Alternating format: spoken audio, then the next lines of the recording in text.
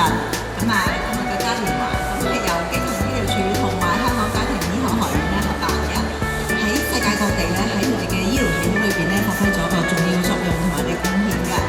大家一齊咧去利用科技，係善用佢咧，就可以將我哋醫生病人之間個關係咧拉近同埋建立得嚟係有一個信任，咁啊成為一個助力啦。咁我哋先可以咧為大家咧係照顧好個健康嘅。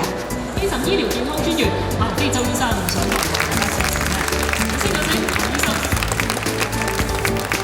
首先多謝大家今日來臨啦，我亦都好高興作為一個主辦機構咧，今日咧就喺呢度奧海城咧做我哋其實第一次係走入社區嘅家庭醫生日嘅呢個嘉年華。我哋嘅聲音希望你哋都主動，因為健康咧其實唔係當你有病嗰陣時先至去揾人幫嘅，係你當你仲健康嘅時候咧，你就開始有問題，問下自己有咩預防嘅。熱烈嘅掌聲有請香港家庭醫學學院副院長劉浩年醫生上台為大家致辭嘅。掌聲有請劉醫生。今年嘅主題我哋可以睇到有兩個重點嚟，一個就係數碼時代，另一個就係關懷照顧。而家科技進展係令到醫療系統一個迅速嘅一個改變，但係家庭醫學嘅核心係始終如一嘅。今日學院認定呢個家庭醫生擁抱呢個數碼醫療，亦都同時守護住同理心。基層醫療健康專員劉非洲醫生，以及係香港家庭醫學學院副院長劉浩年醫生，歡迎咁多位。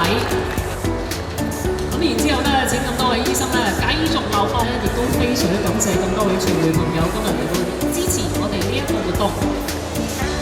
好啦，咁啊，多謝晒。3、2、1，以健康為起點，編織幸福人生。耶！好啦，我哋望一望，都係中間嘅大會攝影師。好，多謝晒 FM Harmony。我一直身體健康，冇吸煙冇飲酒，又冇乜嘢唔舒服，咁我應該係唔會有高血壓嘅。試嘅舉手，試啊，即係放心冇血壓高。你真係要關注下自己嘅血壓，就算知道我血壓高唔高，高幾多咯，咁樣我哋冇關嘅。大家熱烈嘅掌聲，我哋歡迎 FM Harmony。一人一個醫生為你。